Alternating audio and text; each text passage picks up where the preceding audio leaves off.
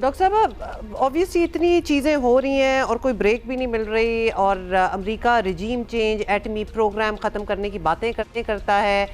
لیکن علی لاریجانی کی شہادت بتا رہی ہے کہ اسرائیل کس حد تک جانا چاہتا ہے۔ اسرائیل کے ارادے آپ کو کیا معلوم ہو رہے ہیں؟ They don't seem to be stopping, اور وہ کوئی ٹارگٹ، کوئی اہداف جو ہیں وہ کیا ہیں جو ابھی تک نہیں حاصل ہو پائے، چلے جا رہے ہیں؟ پہلے تو یہ کہ علی لاریجانی کی جو شہادت ہوئی ہے، ہاں یہ اسرائیل کی سٹرائک سے ہوئی ہے، اس میں تو کوئی شبہ نہیں، لیکن ظاہر ہے اس میں امریکہ اسرائیل کے ساتھ ہے، ان دونوں کی یہ جوائنٹ لڑائی ہے ایران کے خلاف۔ تو اب یہ سوال کہ یہ کس حد تک جانا چاہتے ہیں،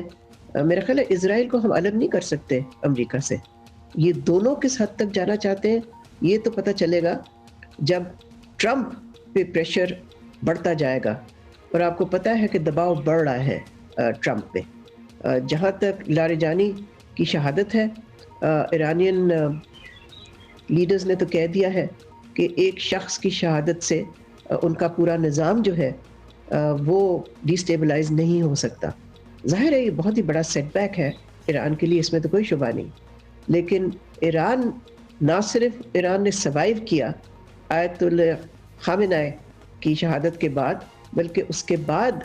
انہوں نے جنگ کو جاری رکھا۔ تو اس وقت میرا خیال ہے جو چیلنج سامنے ہے ٹرمپ کے لیے وہ ہے اسٹریٹ آف ہارموز جو ایران کنٹرول کر رہا ہے۔ میرا خیال ہے اصلی فوکس اس پہ ہونا چاہیے اب۔ اچھا ڈاکٹر صاحب، ایران نے لاریجانی صاحب کی شہادت کے بعد ایک سخت رد عمل کا اعلان دیا بھی، کلسٹر بموں سے رات بھر حملے ہوتے رہے، اسرائیل میں بھی، جی سی سی ممالک میں بھی تیزی ہوئے حملے۔ اگر ایران کا ریاکشن بھی یہی رہتا ہے اور صرف اسرائیل تک محدود نہیں رہتا، مطلب متحدہ عرب امارات، سعودی عربیہ کو بھی اسی طرح، جہاں وہ امریکی ایسٹس کو سمجھتے ہیں، نشانہ بناتے ہیں، تو پھر جنگ ختم ہونے کا چانس کیا رہ جاتا ہے؟ جی ایران نے تو کہا ہے، ایرانین لیڈرشپ نے تو یہ کہا ہے کہ وہ علی لاریجانی کی شہادت کا پوری طرح سے بدلہ لیں گے، اور ہم نے دیکھا کہ کل رات ایران کی بہت ہی شدید قسم کے اٹیکس دیکھے ہم نے اسرائیل پہ۔ تو میرا خیال ہے یہ تو شروع کا ان کا ریاکشن ہے، ابھی ایران کا ریاکشن آنا ہے۔ تو اب میں نہیں سمجھتی کہ جس قسم کی ایسکلیشن ہو رہی ہے اسرائیل کی طرف سے اور امریکہ کی طرف سے، جس کا جواب دے رہا ہے ایران، وہ تو بالکل جو بھی کچھ کر رہا ہے جوابی کارروائی کے طور پہ کر رہا ہے، ریٹیلیشن کے طور پہ کر رہا ہے۔ تو جنگ کے ختم ہونے کا تو کوئی اس وقت آثار نہیں ہے، کوئی انڈیکیشن نہیں ہے۔ ٹرمپ کے اپنے جو بیانات ہیں وہ کانٹرڈکٹری ہیں، کبھی وہ ایک چیز کہتا ہے، کبھی دوسری چیز کہتا ہے، لیکن اسرائیل کی طرف سے تو اسرائیل تو چاہتا ہے کہ یہ طویل جنگ ہو، اور امریکہ کو وہ اپنے ساتھ ملا کے جنگ جاری رکھے۔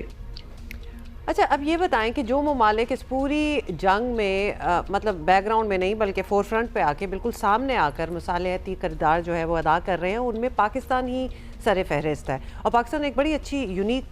پوزیشن میں بھی ہے۔ تو آج ہمارے وزیر خارجہ ریاض بھی جا رہے ہیں، کیا امید رکھنی چاہیے کہ پاکستان کی کوششوں سے کچھ معاملہ جو ہے وہ بہتری کی طرف جا سکتا ہے، کچھ سیٹل ہو سکتا ہے؟ دیکھیں جو فریق ہیں اس جنگ میں وہ تو امریکہ، اسرائیل اور ایران ہے، تو اگر کوئی میڈیشن ہونی ہے تو وہ تو ان کے درمیان ہونی ہے نا۔ سعودی عربیہ اور ایران کے درمیان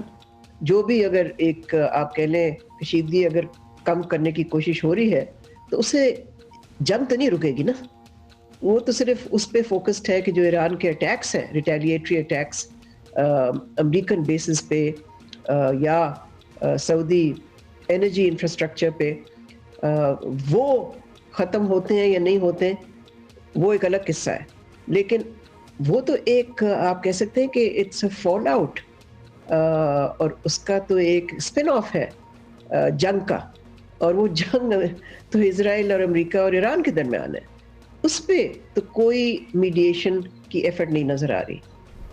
Okay, so you don't see اس کے Pakistan امکانات کم having نظر آ any رہے ہیں. kind بہت of شکریہ آپ کا like that. ڈاکٹر صاحب. ہاں، اور ظاہر ہے انہوں نے کہا جی ایران اور سعودی عربیہ کے درمیان جو معاملات ہیں ان کو تو فیسیلیٹیٹ کر سکتا ہے پاکستان، لیکن ادروائز اوور آل امریکہ، اسرائیل اور ایران کا جو معاملہ ہے اس میں تو دیکھتے ہیں کیا اور کون کردار ادا کرتا ہے.